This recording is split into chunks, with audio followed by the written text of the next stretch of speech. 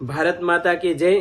જુનાગઢ મુસ્લિમ સમાજ દ્વારા જે વ્યસન મુક્તિનું આયોજન જુનાગઢ ખાતે થયેલું, જેમાં એક મુસ્લિમ મૌલાનાએ દેશ વિરોધમાં સ્ટેટમેન્ટ આપ્યું છે, કારણ કે નેશન ફર્સ્ટ આ આપણી નીતિ રહી છે અને જે ત્યાં આયોજન થયું હતું એ વ્યસન મુક્તિ માટે હતું। વિષય ડાયવર્ટ કરી અને ભડકાઉ ભાષણ કરી અને ભારત દેશની જનતાને પરસ્પર ગુમરાહ કરવાનું કામ કર્યું છે, જે કડકમાં કડક સજાને પાત્ર છે।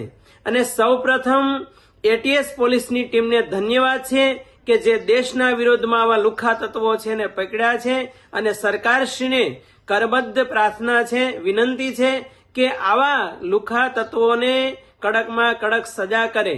અને એક બંધારણના વિરોધમાં સ્ટેટમેન્ટ અપાણું છે અને ભારત દેશની પ્રજાના લોકોના વિરોધમાં સ્ટેટમેન્ટ અપાણું છે, એટલે ભવિષ્યમાં